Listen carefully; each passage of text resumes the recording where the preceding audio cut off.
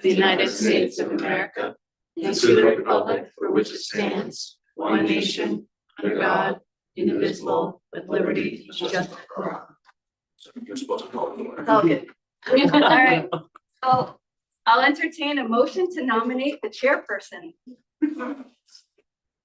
I make a motion to nominate Jim chair. Second. Any discussion? None. This requires a roll call vote. Sean Nicholson, aye. Kirk Brown, aye. Jim Ford, aye. Mary Beth Tonight. Vicky Levens. Hagan, aye. All right, congratulations. Thank you. I now hand over the meeting back. Thanks, Dr. Cohen. Moving on to vice chairperson, take a motion to nominate vice chairperson. I'll make a motion to nominate Carrie as vice chair. There's a motion to nominate Carrie as vice chair, Second. second by Eric. Roll call vote. Sean Nicholson, aye. Kirk Brown, aye. Jim Forkey, aye.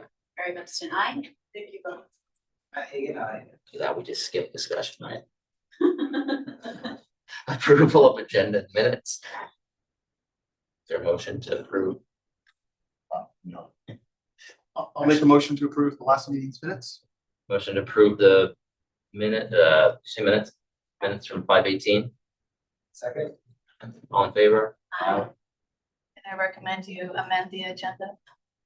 I move that we amend the posted agenda to move the new business item for Golden Apple recognition to the top of the meeting right after we finish the reorganization. There is a motion to move the Golden Apple Award recognition to right after reorg. Second. Second by Sean. All in favor? Aye.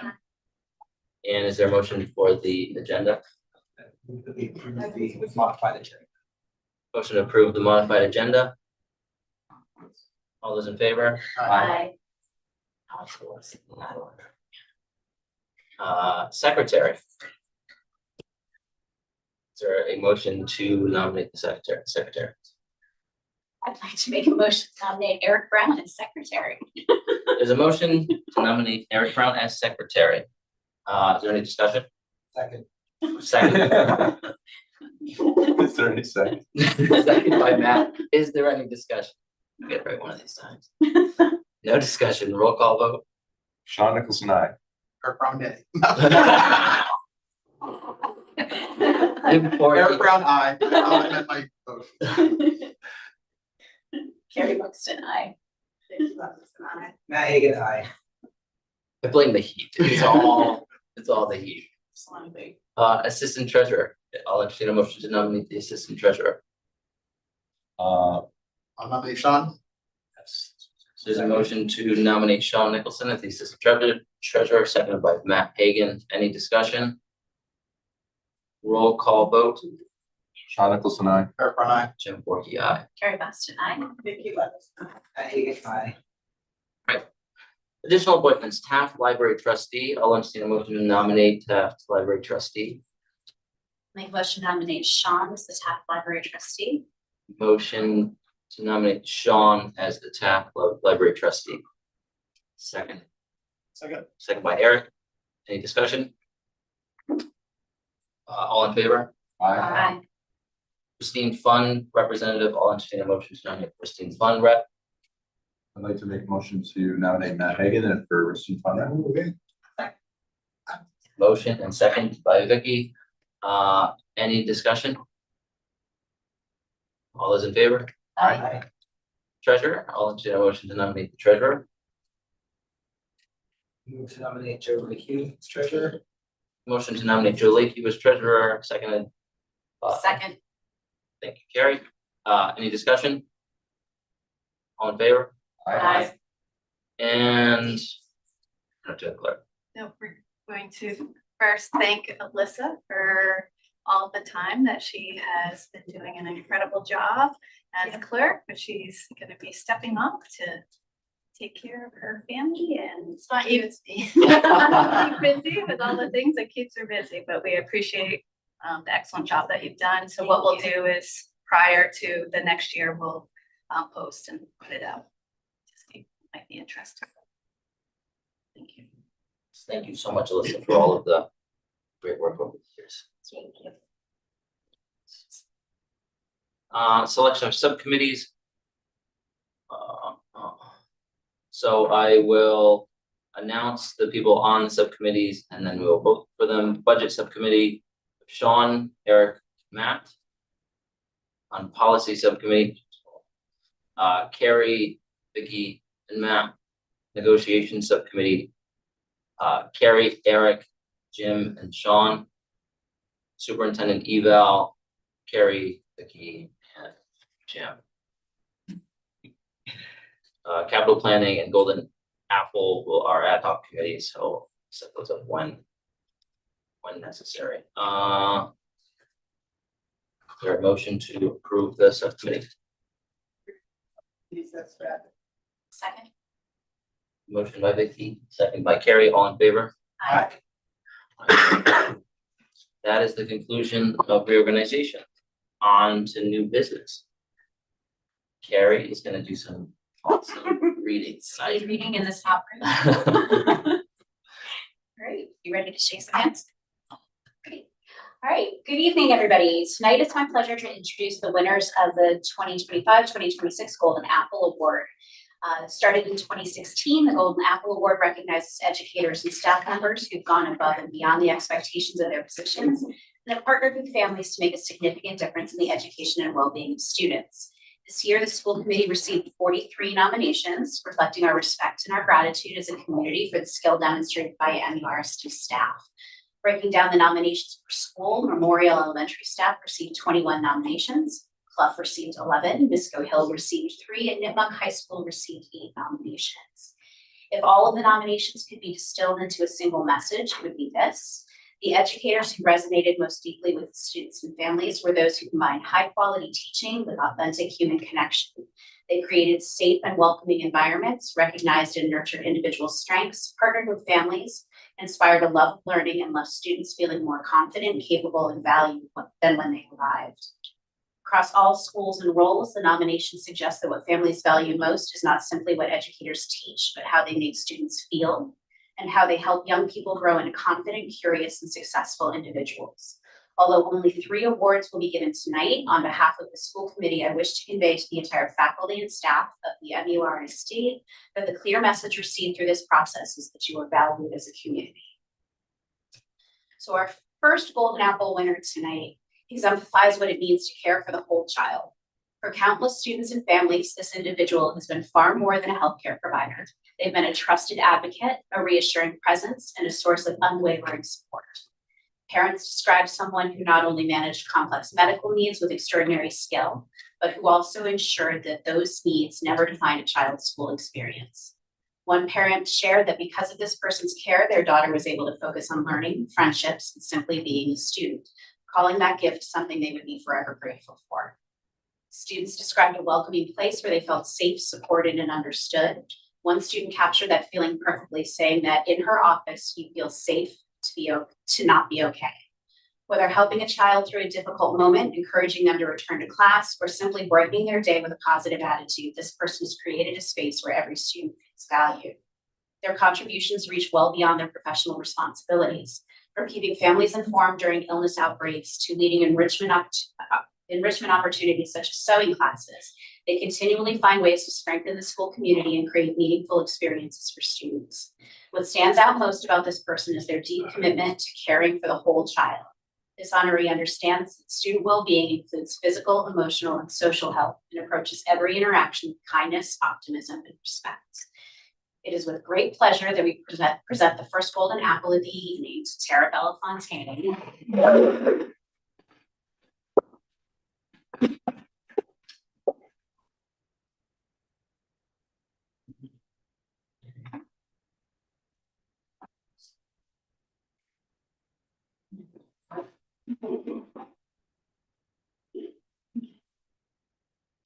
Yep, we're gonna do a nice picture. Oh, wait, Simon's out, okay. Thank you so much. Thank you.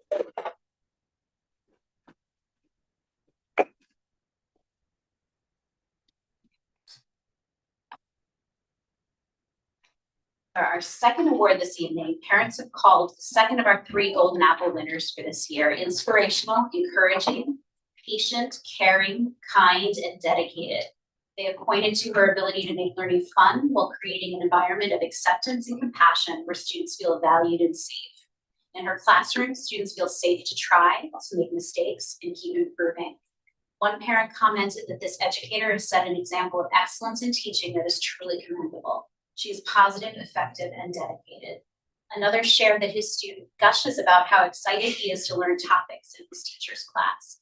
He feels that he belongs and is inspired to learn in many different ways. Parents also expressed gratitude for this teacher's responsiveness to families' concerns and her ability to develop positive self-regard in her students. One parent described her child's evolution from a reluctant reader to a student who not only looks forward to reading, but sees herself as capable and looks forward to going to school every day.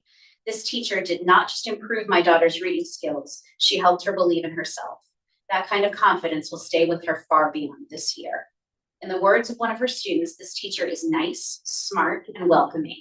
It's fun to be in her class. She makes math fun. You get to read history. This is my favorite part. She makes me feel yay. It is with great pleasure that we present the second golden apple to Alyssa Couture.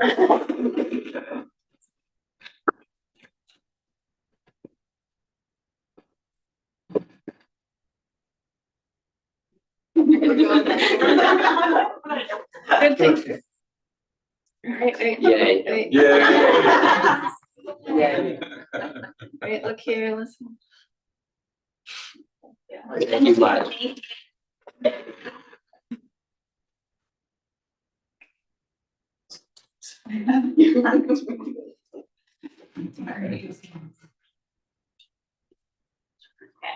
And the final Golden Apple Award winner this evening was nominated primarily by their students as an educator whose influence extends far beyond teaching music.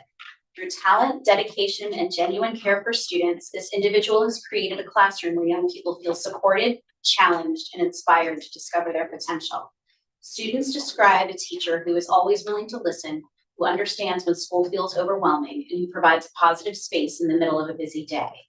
One student summed up that impact simply: she gave me a safe person to go to at school. For many students, her classroom became a place where they could build confidence, express themselves, and feel a sense of belonging. Her passion for the arts is contagious. She introduces students to music from different cultures, encourages reflection and growth, and creates opportunities for students to showcase talents that extend beyond singing. As one student recalled, "My favorite thing that we did in chorus was the coffee shop concert. For the coffee shop concerts, microphones were set up in the Nipmuc lobby and students signed up to perform music that interested them, sharing their voices, instruments, and creativity for the school community." This educator also understands how to balance high expectations with compassion. Students praise her patience, professionalism, and ability to make learning both meaningful and enjoyable. She recognizes that every student arrives with different interests, pressures, and goals, and she meets them where they are, all while encouraging them to grow. Beyond the classroom, she has been a dedicated partner to the Drama Guild, helping ensure that students had opportunities to perform, create, and celebrate the arts. Her willingness to step up when needed made a meaningful difference in the experiences of countless students. Whether through music, mentorship, or simply taking the time to listen, this educator has helped students feel confident in themselves and in their abilities. She has shown them that their voices matter, their talents are worth developing, and their dreams are worth pursuing. And it's with great pleasure that I present our final Golden Apple Award for the 25-26 school year to Whitney Joseph.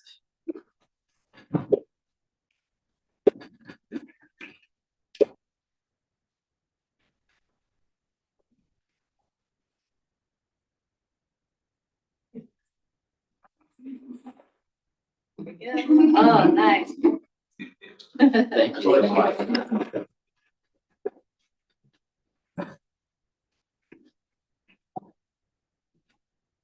And if I can add, for those who just received the awards and recognition, congratulations. We will get you those comments that were just read by Carrie, so you can kind of go through. I know it's a lot of good stuff to listen to, so we can get that to you as well. Thank you. Thank you. Thank you. Thanks, guys.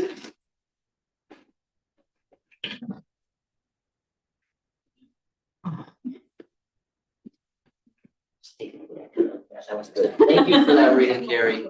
Thanks very much. On the school committee chairperson comments, graduation. It's the first graduation I got to attend. It went with pretty flawlessly. There was a lot of belly laughs and tears of joy and clapping. I think my hands are still sore from all of the clapping, but it was a really awesome night. And thanks to the rest of the community that showed up and showed their support. It was a lot of fun. Moving on to community comments. Seeing how there's now one in the room. We'll go right on. Sam, is there anyone online?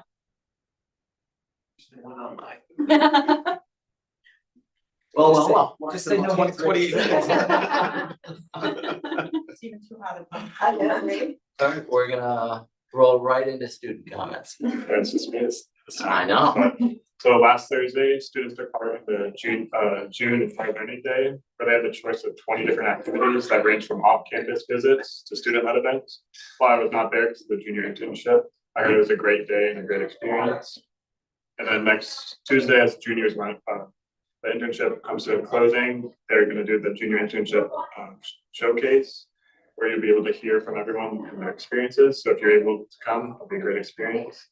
And then lastly, the girls lacrosse team played sandwich at 5 p.m. in the semifinals, but unfortunately lost 15-2. Well, although it wasn't the result they wanted, it was still a historic season, with it being the first time the girls team made the final four. Cool. That's awesome. It's an achievement. An achievement. And if you ever can come to the showcase of the internships, it's really neat, like in a short amount of time, how much they learn from those experiences. If you've never seen it, I do recommend if you're able to. All right. Dr. Hohen on this superintendent. Yeah, administrative report. district updates and highlights. Do you have that presentation here?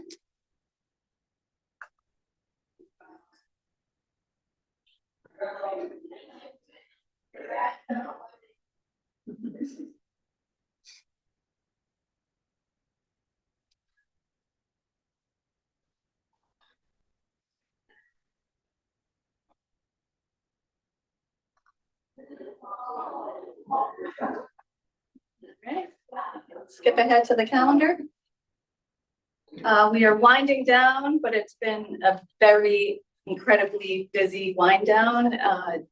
We have so many end of year showcases of learning, just like the internship showcases coming up, and end of year activities last week, this week, and we're just in the final few days. So that's what's remaining of some of the events coming up. And we really appreciate all of the families that have come to the events and to support everything that we're doing. I'm going to jump into district highlights. One highlight I wanted to talk about was the Inspired Learning Day. So I just have to build off of what Kaylin just said. This is an example. We had Notebook students who visited the Grafton Community Harvest Project on the left, those that fished at Kiwanis on the right, and some Clough students started building their garden. So you can see that as well as part of their garden project. On the next slide, just so people are aware, Inspired Learning Day is a time for students to experience the jobs and careers that exist beyond our schools. Principals for all schools and Ryan presented plans for ILD at staff meetings during the winter, and they offered a lot of opportunities this year and tools to support session design. And we really saw the leveling up with the AI tool that we built for even better sessions than we've had in past years. And it really helped the teachers out a lot. And one of our main goals was to put out a call to community members to collaborate and to expand that. So that was our main focus this year, was the expansion of community member support, or bringing our students out a little bit more. We interviewed and surveyed the students to give them, they tell us what they're interested in for sessions. And this year we had over 40 community partners collaborate on ILD sessions, which is pretty incredible. I'm sure it will continue to grow. Some of the pictures here, we have Douglas State Forest at Nipmuc, marketing products, Nipmuc and Misco, building Fix-It crew, looking for fixes to make at Memorial, and a local confection shop takeover at Memorial as well.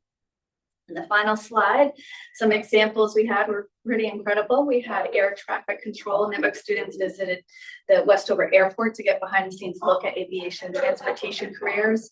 For animal rescue, students worked with a local animal control officer to learn how pets are located when they're lost, and simulated their own search and rescue with QR codes. And robotic obstacles, students worked with local engineering manager to learn how to code robots to navigate self-designed obstacle courses.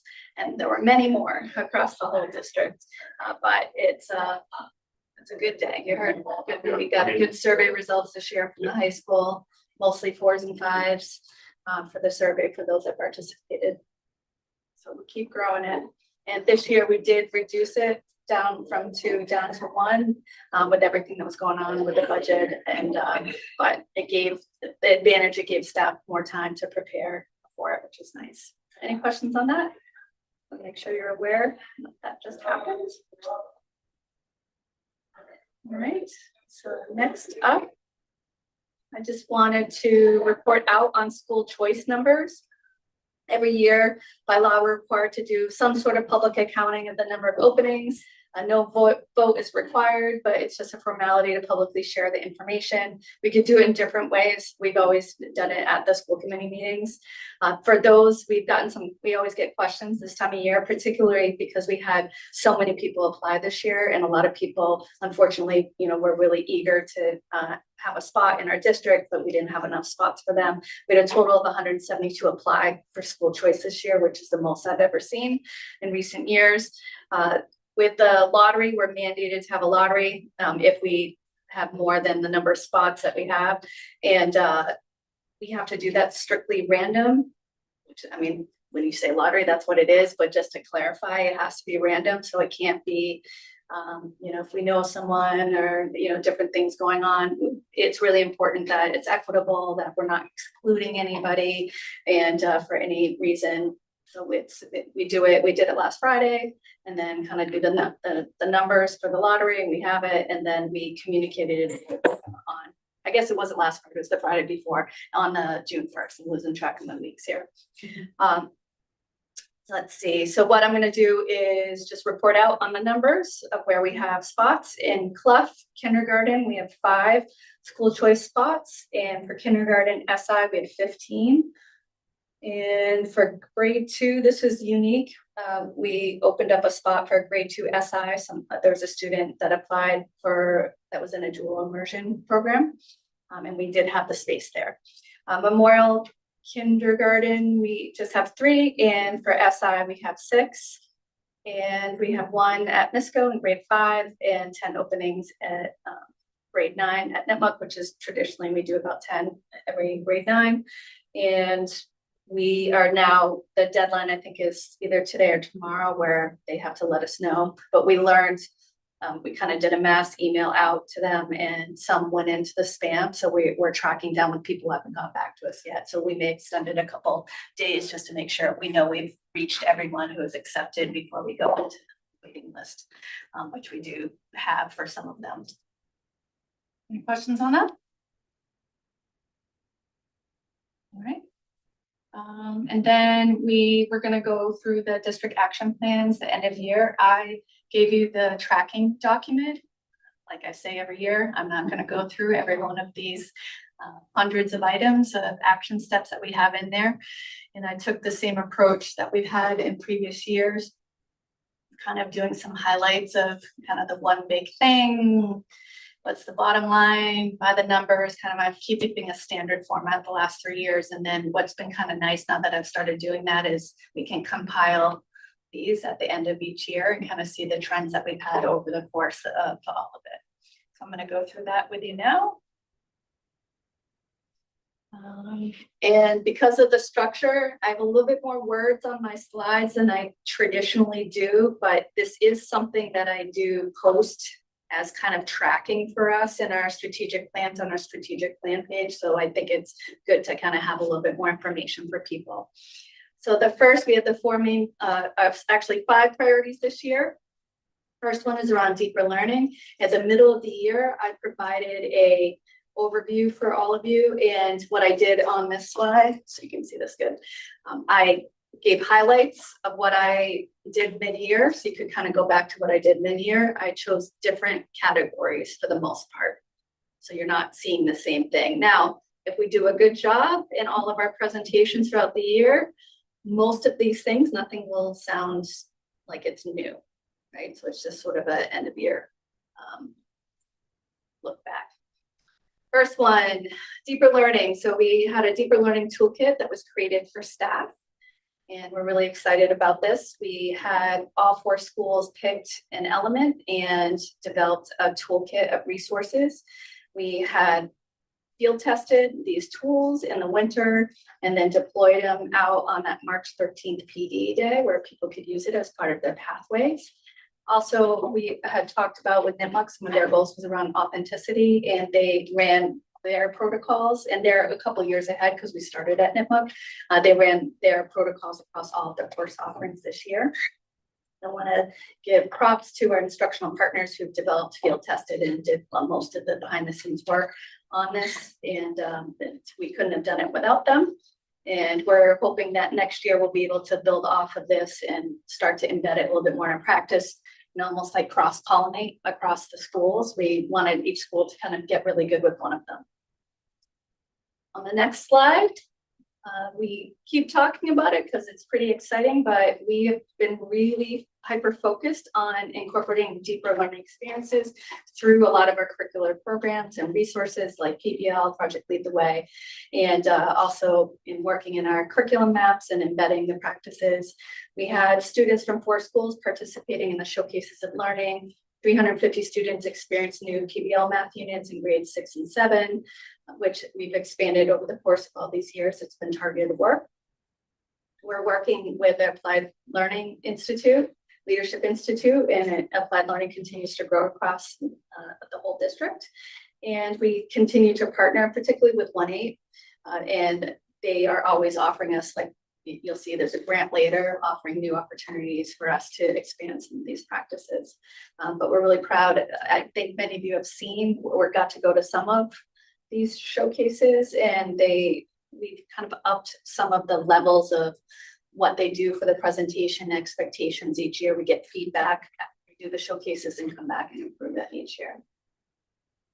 By the way, as I go through these, if you want to jump in and say anything, feel free, but I'm going to keep going. It's really, really hot. In It's here. really. And, my face is on fire. All right. Deeper learning, redesign schedules to better support our priorities. This is a really long-term goal. Each year we've been building upon it. We recognize that with our 4 schools, they're on 4 different schedules, and we've noted that one thing we want to try to address is that our service provision can be complex and challenging, where with the schedules, we're kind of limited if we have staff across the district when they can actually, service students, and it's been a little bit limiting for us. We've had 2 separate district teams working together to identify 5 scheduling priorities and 2 secondary prototypes. That took some time, but it was really important work. That's kind of, if you remember the beginning of the year, like we kind of dove into schedules at the building levels the last couple of years, but then we realized we didn't necessarily, they got kind of almost into the weeds right away.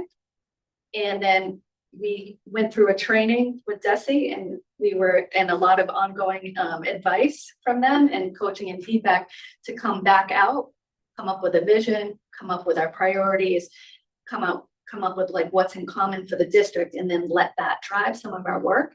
And so with Cheryl's leadership, she's done a great job of working with the schools and bringing together the district work on that.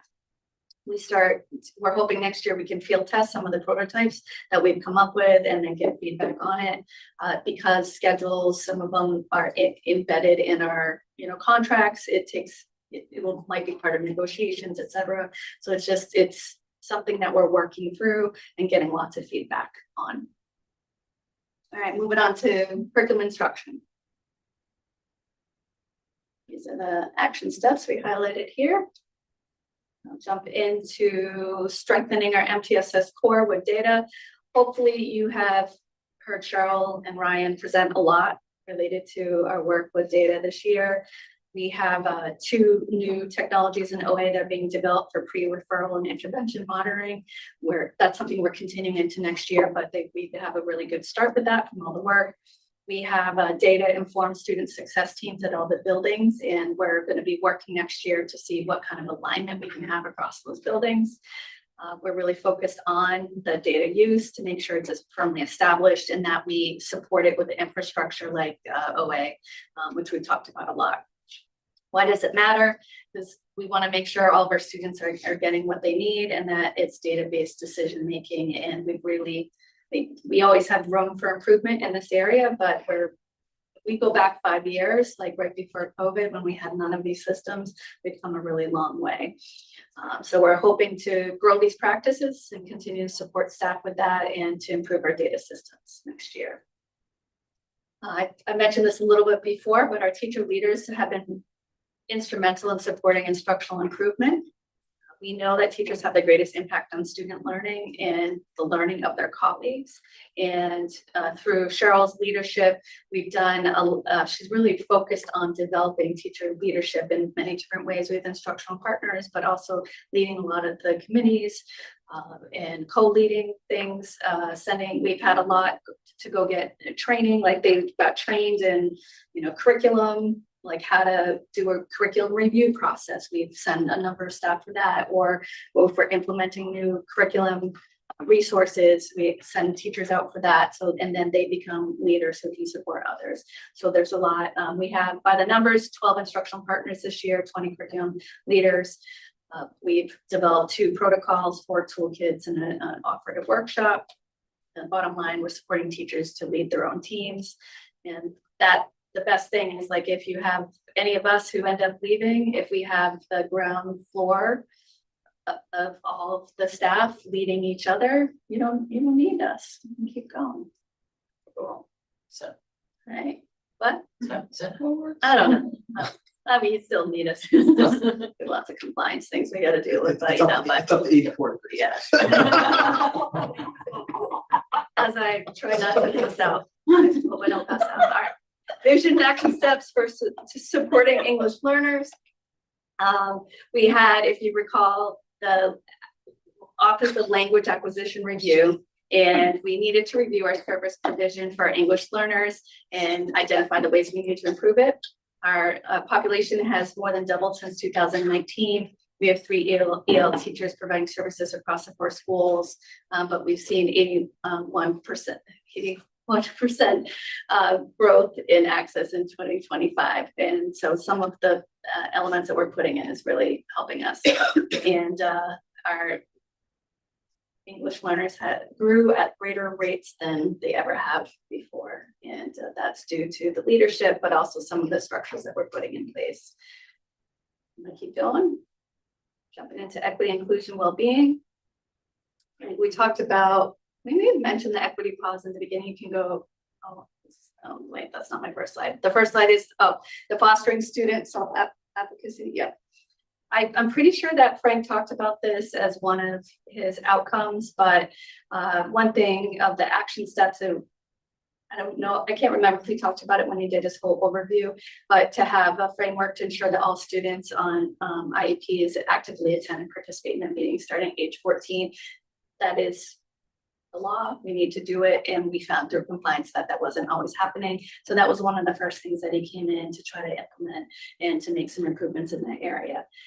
The next step beyond that is, how do we move students just beyond their attendance at the meetings, but actually become more student-centered in our IEP process, where they're able to reflect deeply, talk about their own vision, and learn how to co-author a successful IEP and really contribute to that. That's something it develops over time in systems, but I'm hoping we're going to start moving in that direction where they can be more, the students can be more, have more voice and choice and agency within their own meetings. The equity pause, we've talked about a few times here and there, but when we were piloting it last year, we used it in a few places, but now it's actually embedded in our data inquiry framework. And we've used it in district decision-making, and it's been really helpful. We'll continue to grow this practice so it becomes fully embedded in everything that we're doing. And we want to make sure, as we continue to work on a student performance gaps and closing those gaps, that our action steps that we're taking are really closely tied to reducing these performance gaps in any of our subgroups. And how do we do that? It's by taking, one aspect is taking equity pause to make sure we're looking at the right data and the right things and asking the right questions. Community support, probably pretty familiar with some of these because we've talked a lot about these. Next one, I went in and I asked Lori Petty and I said, can you tell me how many requests we have processed this year? So she ran a report, and with our new attendance portal, which I know felt like a big change, and it was a change at the beginning of the year. We've now digitally processed, 5,400 leave requests of all sorts that we were doing with paper copies and printing and signing and scanning. And this is just huge for efficiency. What we're hoping in the future is then, now that once we have all this data in the system in such a way, we might be able to predict, substitute teacher needs, track absent trends in different ways. We're excited about what it can bring about. Next one, community support. Just want to come back to the Coyotes, that we know that we have a unified district mascot that we're working on. I know you're all aware of it, but I'm just bringing it up again in the school committee meeting again. And just to remind people that we had, over 800 community responses. We had all 4 groups consensus with the Coyotes when we got through that final round. In the mascot committee, we were supposed to meet earlier, but because of the game, that the lacrosse game, it got postponed because it was at the same time. So we're going to reschedule that to look at some potential graphics and then the visual logos. And then by the beginning of next year, we'll have that moving forward, and we'll be able to start with our rebranding process. And then finally, I had to end on this, looking up the numbers again, and the margins were incredible, and feel like it was historic. It was a community effort across the board with everyone. And again, thank you to the towns for their support of the budget. And a lot of like my goals and what we worked on was how to communicate around this and how to engage more members in the community. And I feel like we were able to do that in ways that we haven't done in previous years. Student performance is what we're going to end on. We have presented a few times on the DCAP, and we're transforming it now that we did the revision this whole year and created the DCAP PAL, which will help our teachers to, I think Cheryl and Ryan presented on a couple meetings ago, but to really bring it to life. And when I was reviewing again, like all of these priorities and what we've done to see what I wanted to kind of highlight, I wanted to pull out this, these cornerstones here, accommodations that was new in the DCAP, which is pretty neat. You might want to click in the DCAP, like in the evidence that we have. It's just, they did a really nice job. And every year we revise it. Every 4 years, we kind of bring something else in or make it clearer or step it up. We definitely have one of the best DCAPs in the state. And if anyone has a good one, it's because they copied ours and they told us, right? Yeah, so that was my goal when I brought it in. When I entered the district, we didn't have any. It was 2014, 13, 14, and you're required by law to have one. We created one. I'm like, we're gonna have the best one ever, and we do, and it keeps getting better. So thank you to everyone who worked on that. Next one. Thank you. When Frank came forward with the review for special education systems, structures, compliance data, stakeholder feedback, and we began addressing immediate needs. Just as a reminder by the numbers, we had an 85% rating. We moved up in our rating of meeting requirements. We were in a needs improvement area and like at least one area, maybe 2 before. And so we moved up with that this year. He entered in with a corrective action plan. That's what the CAP means. And as of this last month, we completed all those action steps. We're off that plan. We launched a procedural manual, which is something that's super helpful when you have different compliance or like you're working on systems and structures that we have the manual now, and hoping that AI supported companion tool will help our staff and families moving forward. And then, as you know, we have the CPAC come and present, and we have the reestablishment of CPAC. We're going to continue to look at staffing next year and look at licensure and really focusing in on instruction, curriculum instruction, and continue to work on our co-teaching model. You will notice in some of our priorities, we're always a little bit ambitious. I'd rather have us be ambitious and have to push some steps off to the next year because, they're shifting priorities in a year with different things coming up. But we will continue. Co-teaching is one where we did a little bit of work, but didn't go as far as we'd like. We'll continue next year. And that's it. Fast as I can try to go through the 1,000 priorities. Nice job. Give highlights. Right. Finance and operations. Yes, and Jay is out sick tonight. Hope you get better, Jay, if you're watching. Is he watching Sam? All right. Once you pull it up, I'll do my best. He gave me some notes because he created the slides, so it was in J speak a little bit. Even though I'm at all these meetings too.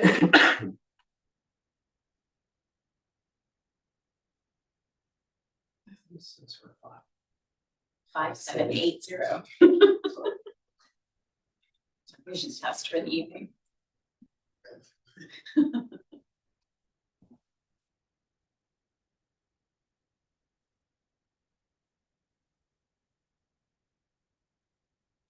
Right, next slide, go to the next slide.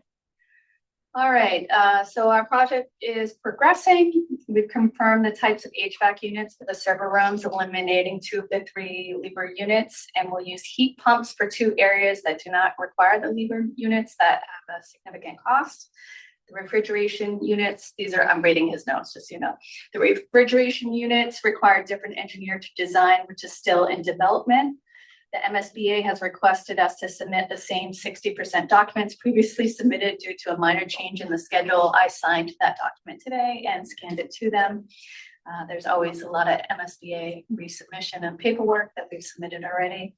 I'm going to keep going, and Sean, at any point you can jump into if there are questions. I'm sure you know a fair amount of this too. On the next slide, this is the updated schedule, which was pushed out 2 weeks due to a delay getting an ad in local newspaper as required by Mass General Law. But we're still like on track because we're starting in that July, where bids will be due, reviewing, and I sent out some tentative like building committee dates for the summer, and we're gonna have to like have them correspond or with alignment with someone when we have to have votes and some of these things as well. For the facilities project, this is what I've been spending all of my time on the last few weeks, so I can speak more to this one. It's starting next week. June 18th is when it begins. When we start in the buildings. So all of the classrooms at Misco and high school and all the spaces have to be packed up, and everything will be moved out and when they go and start that project. We will be relocating the daycare we're doing work in their area, and we're asking them to kind of start in that area first. It's possible it might be too much to do the move out for a few weeks and move back. So we're still in discussions with them now to see if it makes sense to just move them to a school for the summer, just so you're not shifting kind of in the middle of everything. But we're still working through that. But it's a massive clean out that is taking place, and that's I sent out a notification about a week ago. We have FAQs that we've developed for teachers. We have multiple meetings, so we come back and ask them specific questions. I had a meeting today asking further questions that then we can go back to the teachers. We have had some shifting of rooms where in some of the plans it had that the whole room was being done. And it's actually, we just scaled it back because we have new carpets in some of those spaces, and they shouldn't have been identified as the whole room. So we kind of have a savings there. And where other spaces, and we're probably our 20th review of these rooms, but we had a walk on Friday. Jay walked through with them, and there are rooms that we weren't identified that need to be done. And we have some that this is mostly at Misco, and we have some that were tiled that don't need to be done. So we like double check that. So we've done a lot of like triple checking. So there's going to be one like change order related to the adding, subtracting, or reducing in a space. And that's what we've been working through a lot too. I just laid out I'm probably not speaking to the slide, but I'll just keep talking. Just laid out all of the tiling and carpet samples just came in on Friday, so that's in the central office, and we need to get that reviewed and identified within a week to get that to them. Let's see what else. We have this place, we call it bowling alley. It's at Misco, and it's like the longest, narrowest space that looks like a bowling alley kind of, but it's full of stuff. So we went through on Thursday and Friday and like tagged all that broken items, like because when things are broken, whatever, sometimes they just get stored in there. So we're clearing that out because when we have to clear out the IIC and the library and band equipment, specialized equipment, we need a place that we can put it because we don't want the construction folks to be moving specialized equipment. So there's a lot that has to be done, and but we're working really hard on that. Nipmuc, Misco are closed for all activity throughout the summer, except for the administrative office and district offices. Let's see. I think that's it on that one. Slide 6. We have a generator and transformer FMV located to a more non-conspicuous place. One of the plans at one point was it would be like right on the, as you're driving into Misco, on the left would be a transformer, on the right would be this tall generator as you're pulling in. Because there is a lot of places to put it, but we kept kind of going through, well, what about this? What about this? And now, since we already have a transformer in the front, which doesn't look too great with the, but it's good that we have like EV chargers, but it just isn't visually nice. What they're gonna do, they're gonna put the transformer there, and we're gonna put a fence around it. So that's all one spot. And then the generator is gonna be around the corner, as you're coming to the district office. You have kind of part of the building that sticks out a little bit. It's The gonna next be, slide has. oh, it does. I'm sorry. Yes, does it have it? Yeah. Okay, great. Yeah, so the front there, the transformer, and then you can see on the side of the building generator. It'll be seen by district office, like the 8th grade part, but, and like pick up, but it's at least not right. And it's tall, so it goes above the height of our building. Really tall.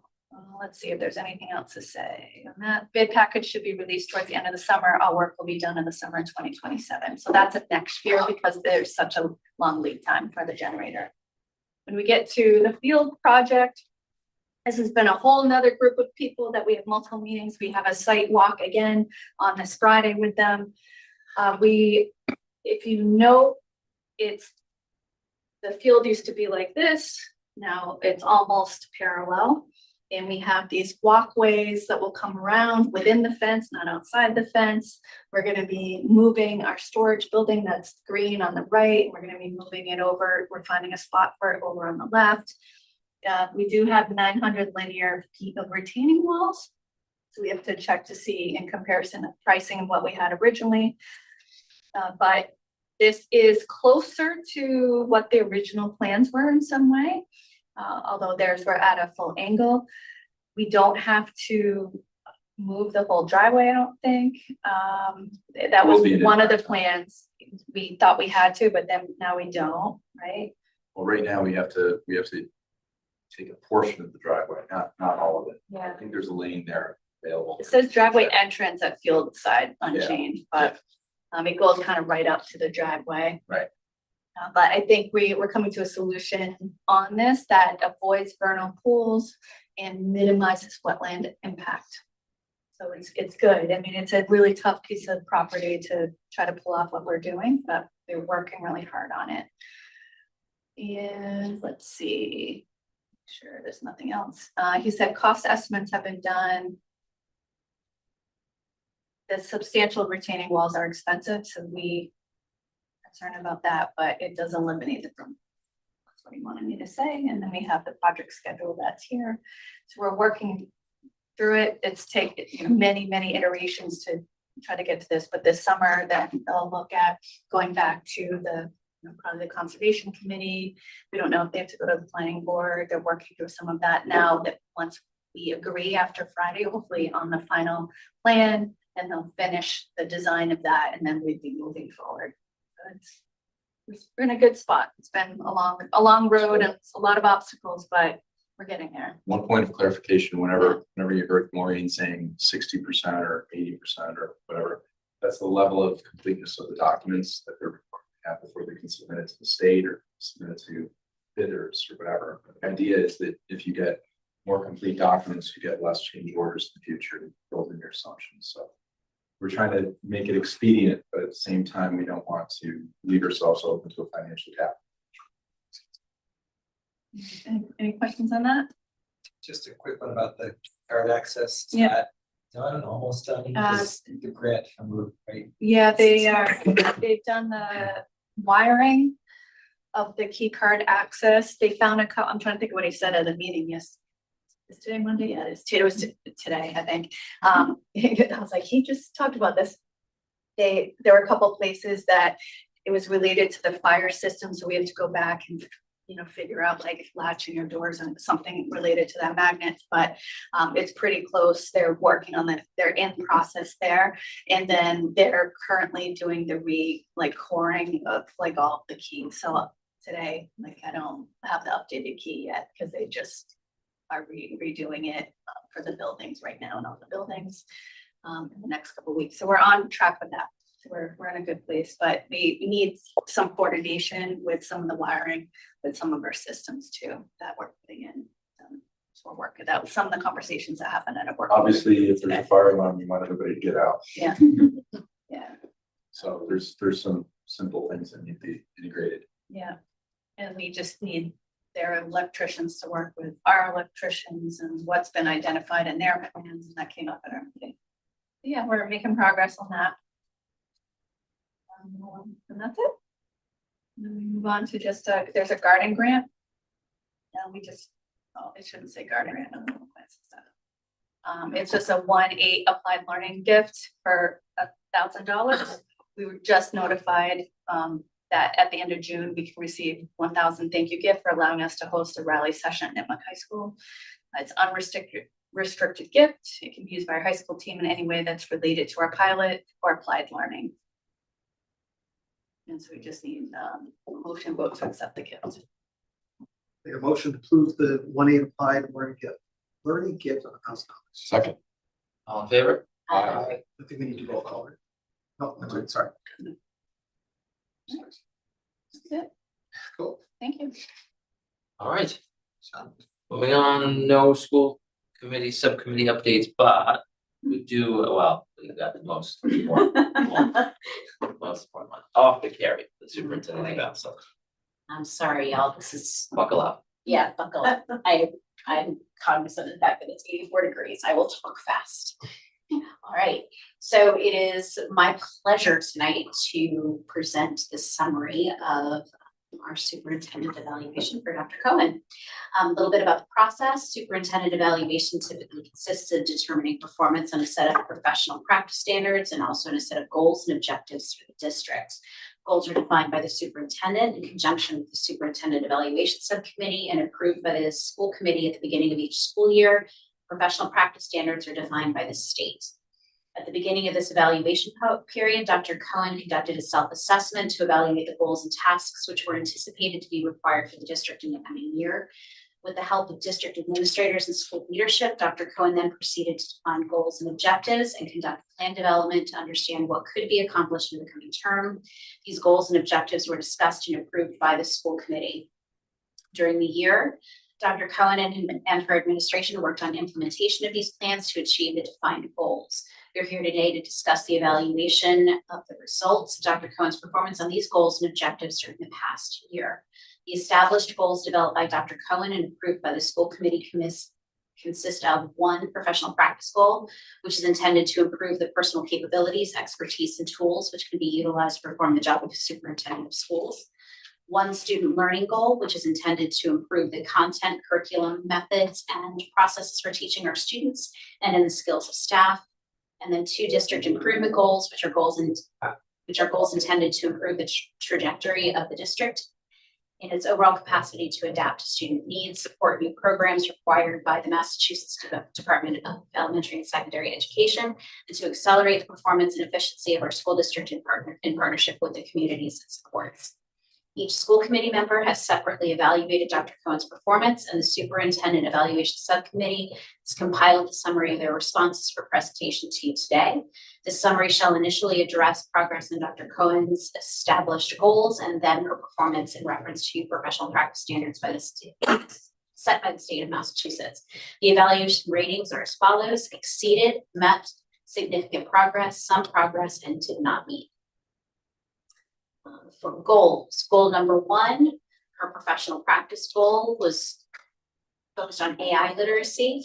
The goal reads, by the end of the 2025-2026 school year, the superintendent will develop a proficient level of AI literacy to become a district leader on AI. This will involve the mastering of ethical, operational, and instructional impacts of generative AI, resulting in the adoption of a draft AI guideline document, increased capacity of leadership and administrative staff, and improved efficiencies. For the overall evaluation, the school committee rates the progress of Dr. Cohen on this goal is exceeded. 5 votes for exceeded, 1 for met.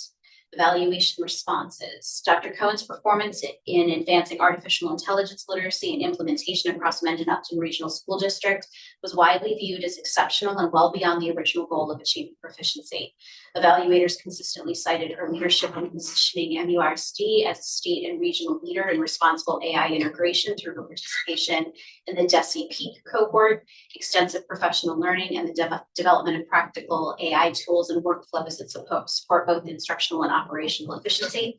Feedback highlighted her ability to balance innovation with appropriate safeguards, ethics, and student safety while modeling AI use for district leaders and staff. Reviewers also noted the district's advanced progress relative to peer districts, the creation of foundational AI guidelines and vision documents, and Dr. Cohen's role in fostering a culture of learning and exploration around emerging technologies. Recommendations for continued growth: focus on maintaining MURSD's leadership position by expanding from AI literacy and productivity tools towards more advanced applications, including agentic AI and autonomous digital agents. Now we're speaking language I don't even understand.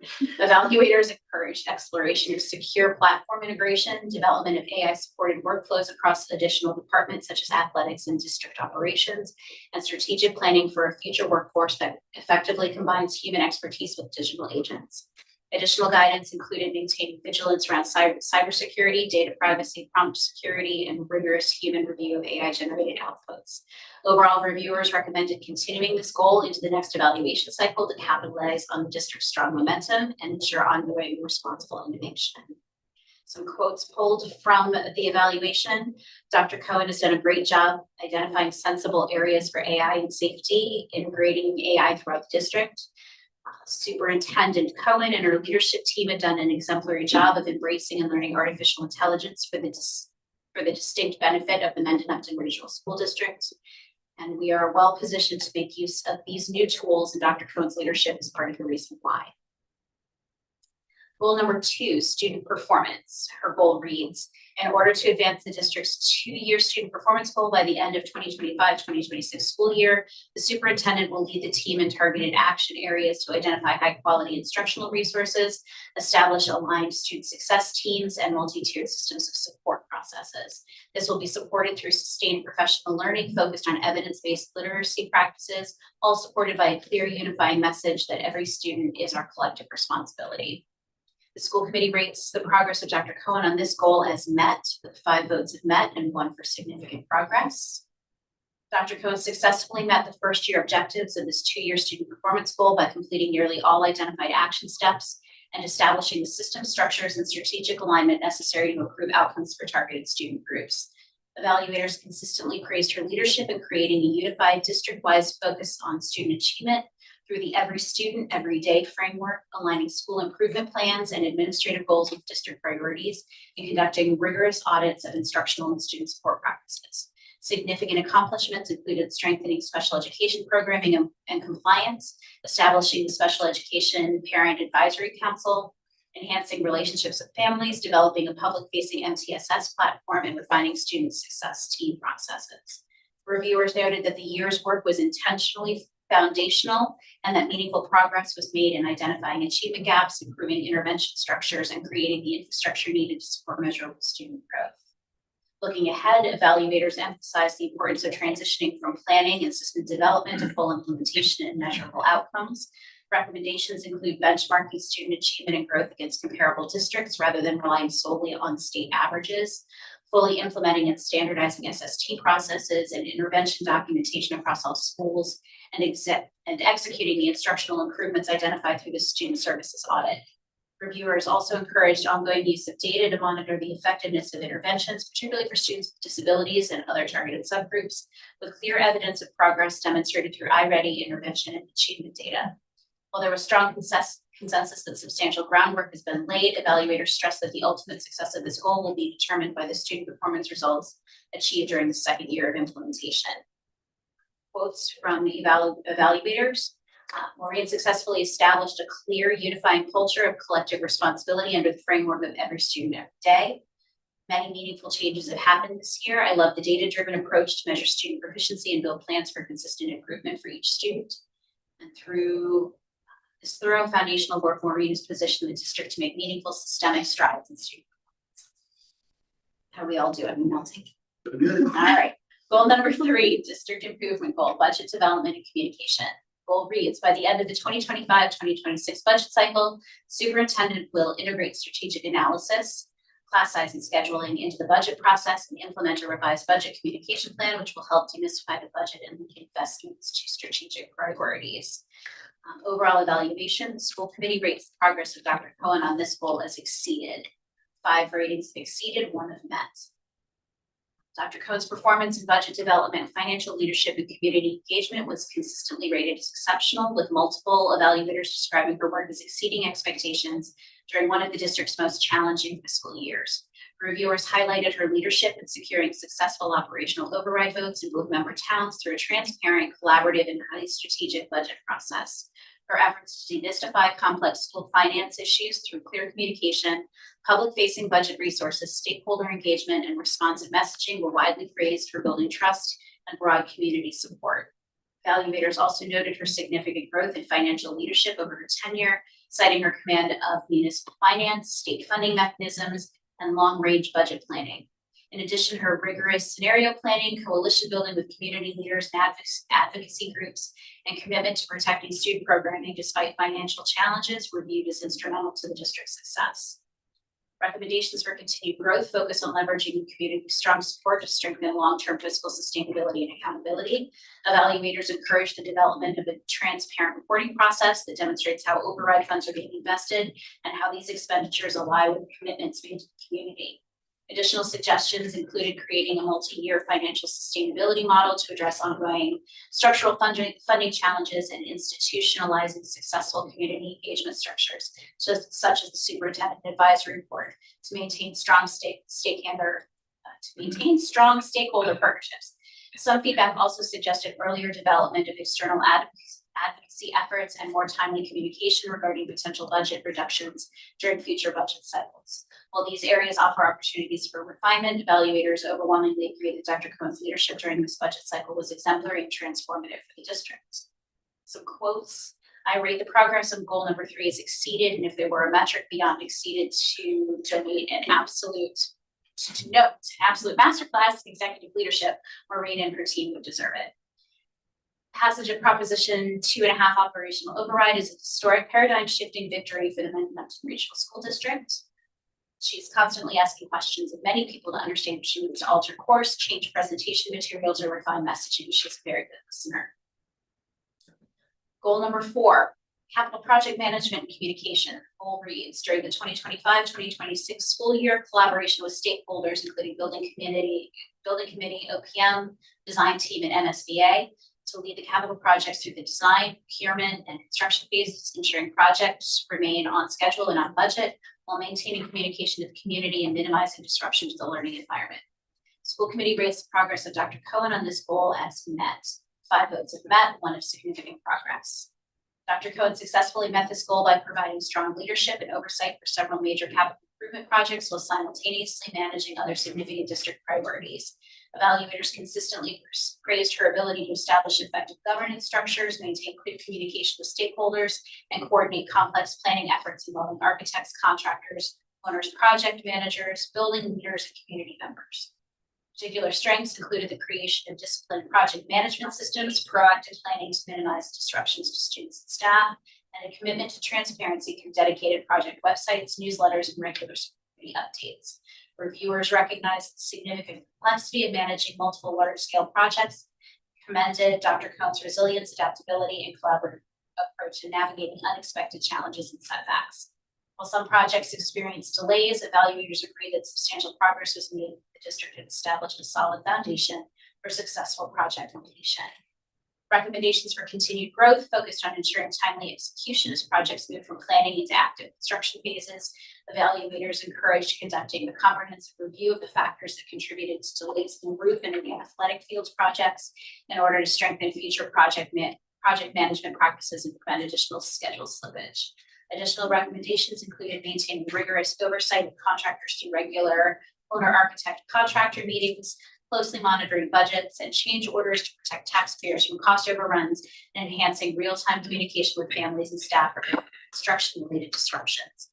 As projects advance, reviewers emphasize the importance of sustaining momentum, maintaining accountability, and ensuring that timelines, budgets, safety standards, and stakeholder communications remain strong throughout implementation.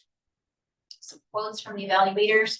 Dr. Cohen has deftly created systems and structures for managing the multiple capital projects, in addition to communicating updates to the community through websites, newsletters, and school committee presentations. Maureen has shown strong leadership in guiding us through the process of resetting and refining our progress. Maureen's steady hand during the incredibly demanding phase has built a secure framework for MUSD's capital future.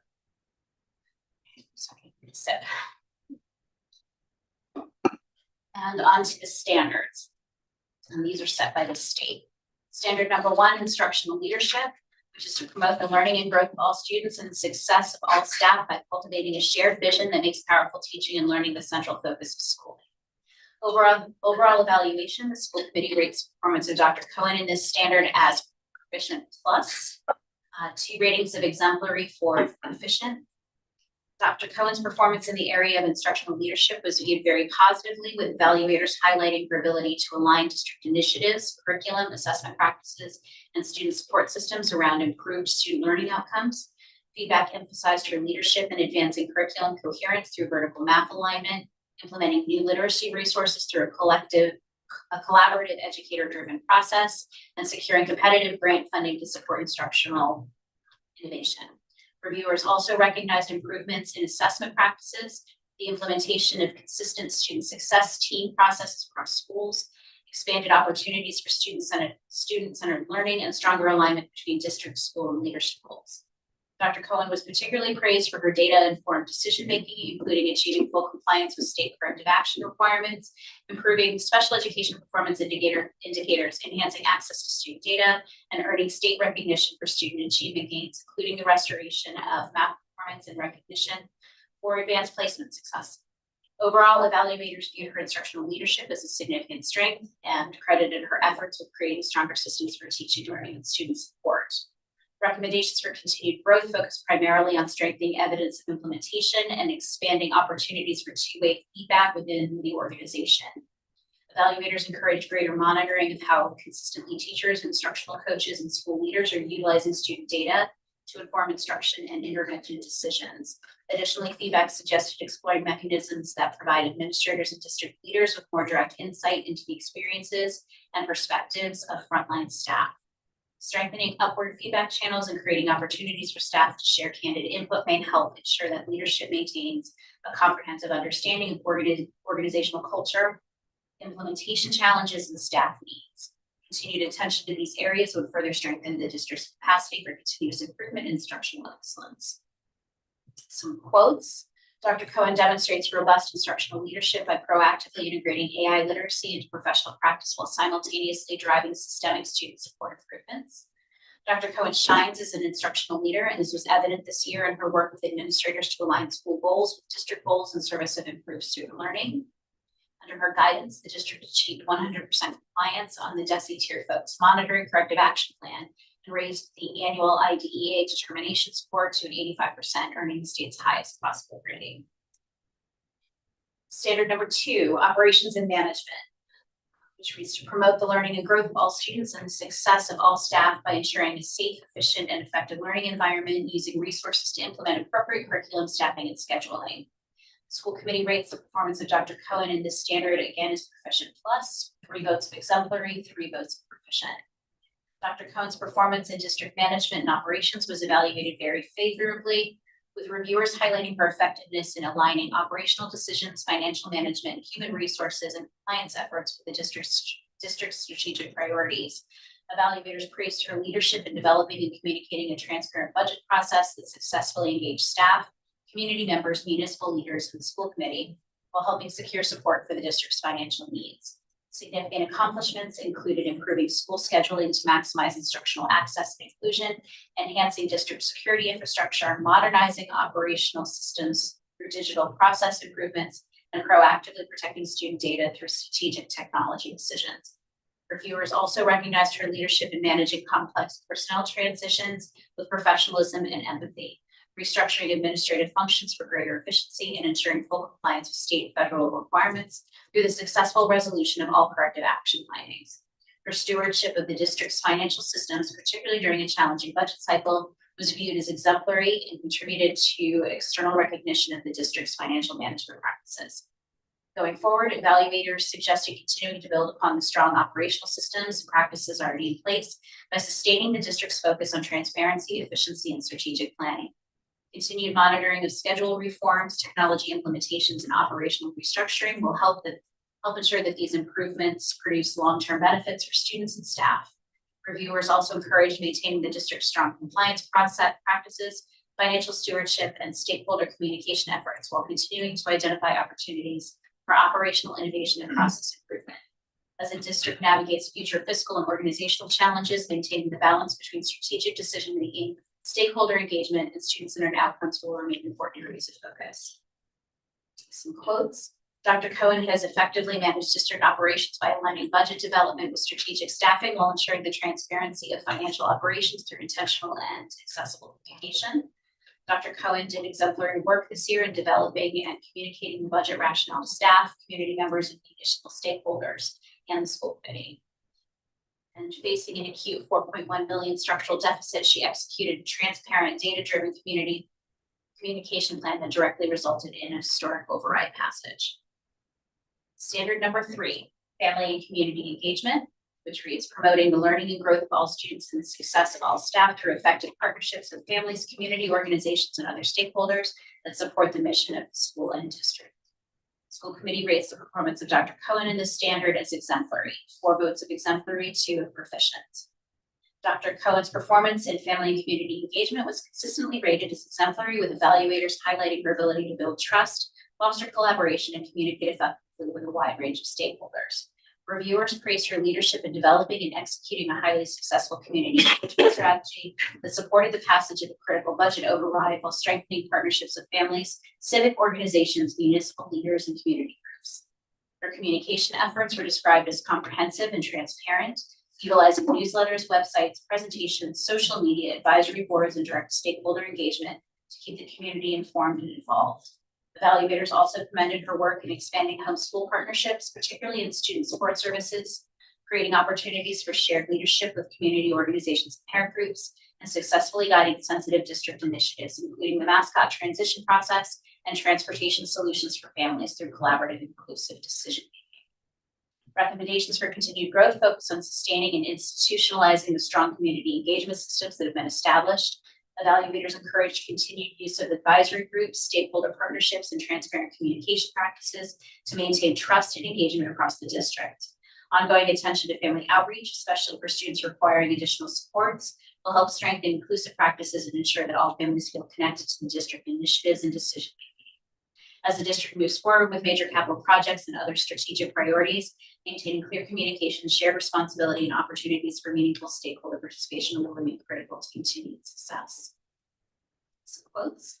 Dr. Cohen's exceptional communication and engagement with the community may have been most evident during the budget process, but it was on display all year long. Maureen designed and executed a multi-venue community budget campaign that directly resulted in passing the school budget override on the first attempt. She masterfully led a complex, highly sensitive district-wide mascot transition process, leveraging a multi-stakeholder ranking system to secure smooth, unified consensus outcome. Standard number 4, professional culture, which reads promote access for all students by nurturing and sustaining a school culture of reflective practice, high expectations, and continuous learning for staff. The school committee rates the performance of Dr. Cohen in this standard as exemplary. 4 votes of exemplary, 2 of proficient. Dr. Cohen's performance in fostering professional culture was viewed as exceptional, with evaluators concluding that she not only met but exceeded the expectations of Standard 4 by embedding a culture of excellence, collaboration, continuous learning, and shared accountability throughout the district. Reviewers consistently praised her ability to establish high expectations while simultaneously providing staff with the support, resources, and opportunities necessary for success. Her leadership was credited with strengthening alignment around the district's strategic vision, maintaining a strong focus on student achievement, and cultivating leadership capacity throughout the organization. Evaluators highlighted her commitment to professional growth, including her leadership in AI learning initiatives, active involvement in state and regional educational organizations, and encouragement of staff expertise and innovation. Additional strengths included maintaining staff morale during a challenging budget year, fostering positive labor relations, promoting inclusive practices through district systems and processes, and creating a collaborative culture characterized by trust, professionalism, and shared responsibility. Recommendations for continued growth focus on sustaining and further institutionalizing the strong professional culture that's been established across the district. Evaluators encourage continued investment in leadership development, continuous learning opportunities, and systems that support collaboration and accountability at all levels of the organization. Maintaining the district's focus on strategic alignment, cultural responsiveness, and inclusive practices will help ensure that the positive organizational culture continues to support student achievement and staff growth. As the district faces future challenges and opportunities, reviewers emphasize the importance of continuing to model lifelong learning, strengthen leadership capacity across teams, and reinforce the collaborative structures that have contributed to the district's success. Some quotes: Dr. Cohen has not only met the goals for Standard 4, but has exceeded them. Dr. Cohen set a high bar and challenges everyone to reach for it alongside her while ensuring she provides the tools for them to be successful. And I think the professional culture in our district is superb, and Dr. Cohen has certainly had a hand in shaping that. Additional comments. The additional comments reflect an overwhelmingly positive assessment of Dr. Cohen's leadership during an during an exceptionally demanding year. Evaluators praised her ability to simultaneously advance ambitious student achievement initiatives, manage complex capital projects, and successfully navigate a significant budget crisis without losing focus on teaching and learning. Her transparent communication, strategic planning, calm leadership, and strong community engagement were credited with securing a historic override passage while maintaining trust and confidence among stakeholders. Reviewers also highlighted notable district accomplishments under her leadership, including improvements in student performance, the adoption of key curriculum initiatives, strengthened special education systems, full compliance with state requirements, and the continued success and reputation of district schools. Looking ahead, evaluators expressed strong confidence in Dr. Cohen's ability to lead the district through its next phase of growth. They emphasized optimism about the district's future, citing her proven operational leadership, commitment to innovation, and ability to develop leadership capacity within her team. With financial stability improved and foundational work completed in several key areas, reviewers believe the district will be well positioned to focus on accelerating academic outcomes, implementing new instructional initiatives, advancing responsible AI integration, and successfully executing major capital projects. Overall, the comments portray Dr. Cohen as a highly effective superintendent whose leadership has positioned MURSD for continued success and innovation. In summary, Dr. Cohen's performance during this evaluation cycle was characterized by exceptional leadership, strategic vision, and an unwavering commitment to student success. Across all standards and goals, evaluators consistently praised her ability to lead the district through an extraordinarily complex year, marked by a significant budget crisis, multiple capital projects, ambitious student achievement initiatives, and the rapid integration of emerging technologies. Notable accomplishments included leading the override campaign through transparent community engagement, advancing foundational work to improve student outcomes and close achievement gaps, strengthening special education systems and compliance, overseeing major capital improvement projects, and fostering a district culture grounded in high expectations, continuous learning, collaboration, and innovation. Reviewers also highlighted her leadership in positioning MURSD as a state leader in responsible AI implementation, aligning district systems around a shared vision for student learning, and building strong partnerships with families, staff, municipal leaders, and community organizations. Throughout these efforts, Dr. Cohen was consistently recognized for her communication skills, calm and collaborative leadership style, operational expertise, and ability to develop leadership capacity throughout the organization. While feedback was overwhelmingly positive, evaluators identified several opportunities to build upon the district's strong momentum. Recommendations focused primarily on moving from foundational planning to measurable outcomes, including monitoring the impact of instructional interventions on student achievement, benchmarking performance against comparable districts, and increasing evidence of data-informed instructional practices across classrooms. Additional suggestions included maintaining vigilance around AI governance and cybersecurity, strengthening opportunities for upward feedback from frontline staff, and enhancing long-term fiscal sustainability planning, increasing transparency regarding the implementation of override-funded initiatives, and conducting lessons learned analyses to improve the execution of capital projects. Evaluators also encouraged continued expansion of community partnerships, leadership development, and systems that promote accountability, inclusion, and continuous improvement. Collectively, the feedback reflects strong confidence in Dr. Cohn's leadership and optimism about the district's continued growth under her direction. I'd like to make a motion to accept the superintendent evaluation. Second. There's a motion and second to accept the superintendent evaluation. All those in favor? I just have to say, you had me about 10 sentences ago.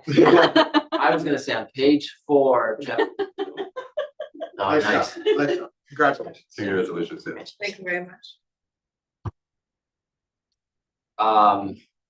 With that, other matters not anticipated by the committee within 48 hours, have none, no future agenda items, and on to executive session. On to executive session, exception 2, to conduct strategy sessions and preparation negotiations with non-union personnel, to conduct collective bargaining sessions or contract negotiations with non-union personnel. The committee will only return to open session for the purpose of adjourning. Roll call is needed. Sean Nicholson, aye. Jim Forkey, aye. Kara Buxton, aye. Aye. Matt Higgin, aye. Motion carries. Thank you, everybody. Into executive session.